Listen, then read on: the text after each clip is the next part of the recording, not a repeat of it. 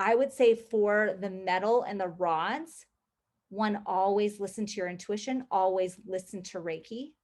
Does it want to go there? Or does it not? And sometimes I think that sometimes when we ask a lot of questions on our intake forms, are they seeding us for ideas or thoughts of how we should practice? I personally, when I had my brick and mortar hands-on practice, not like coaching, but when it was just Reiki, I didn't want an intake. I didn't want to know their stuff. I didn't want to know anything about them.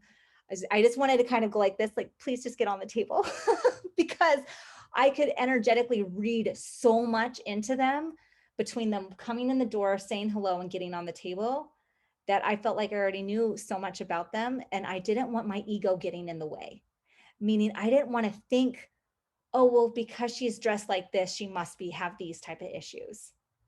And our egos do that. And so I had a real clear intention of, okay, I've got clients, they have these things. Like sometimes people just come in and be like, I got this going on, I got this going on. And I'm like, I just try to be as much of a blank slate as possible and not absorb all of their stuff, because I don't want it to change the way I would do their session by what they're telling me. I want to place my hands on their body and ask Reiki to guide me. Where does it need to go? So no, I don't follow hand positions either. Bonnie laughs. No surprise there, right? I typically start at the belly, right at the navel, and like right where the hara is. And I go, where does the Reiki need to go? Where does it need to start? Where does it need to blossom from? And I move from that point. And so I wouldn't worry too much about the, in my own personal opinion, I wouldn't worry too much about the metal in the body. If they're in pain, they'll let you know. And it could be that there's healing that needs to be done because the metal is in the body, how much scar tissue is there.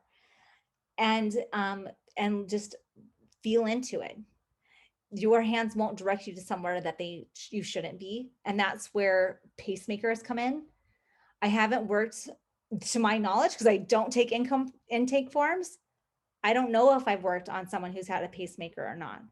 It would be something where too, I'd be like, if someone came to me and said, I have a pacemaker, I'd be like, well, I want you to inform me if your heart feels out of rhythm or you're not feeling well.